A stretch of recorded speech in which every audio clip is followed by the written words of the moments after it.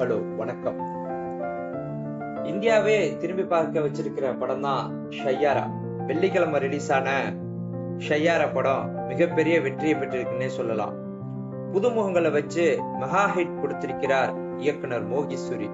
இவர் யாருன்னு பாத்தீங்கன்னா 2013 வெளியான பிரம்மாண்ட ஹிட் அடித்த ஆஷிக் 2 படத்தை இயக்கியவர். அந்த படம் a star is a born Hollywood படத்தோட ரீமேக் என்றாலும் படத்தோட பாடலும் திரைக்கதையும் இந்தியா முழுவதும் பேசப்பட்டன. சொல்ல போனா இன்னைக்கு கூட அத ரசிகர்களால கல்ட் கிளாசிக்கா கொண்டாடப்பட்டு கொண்டுதான் இருக்கின்றது.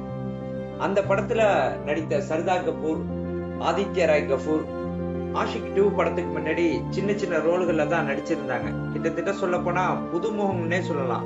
அவர்களை வச்சு அந்த படத்தோட கதையும் நடிப்பும் இசையும் படத்தை பிரம்மாண்டமா வெற்றி பெற வைத்தார் மோகேஸ்வரி.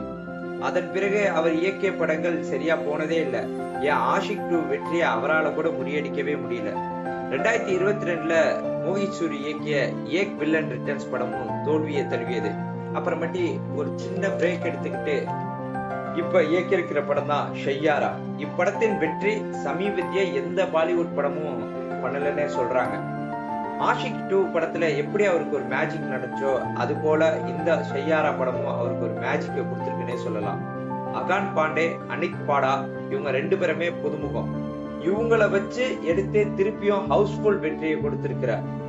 இந்தியாவில் மட்டும் முதல் நாள் வசூல் 20 கோடி. ஷையாரா படம் திரையரங்க விட்டு வர ரசிகர்லாம் கொண்டாடிக்கிட்டே வரத சமூக வலைதளங்கள்ல பார்க்க முடியுது. 2025 வெளியான படங்கள்ல முதல் நாள் வசூல்ல ஷையாரா படம் 4வது இடத்தை பிடிச்சிருக்கு.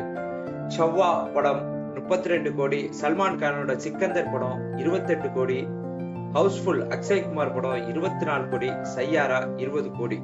ஷையாரா சூப்பர் ஸ்டார் படங்களுக்கு நிகரா வசூலை எட்டியுள்ளது. இது ஒரு சாதனை தான்.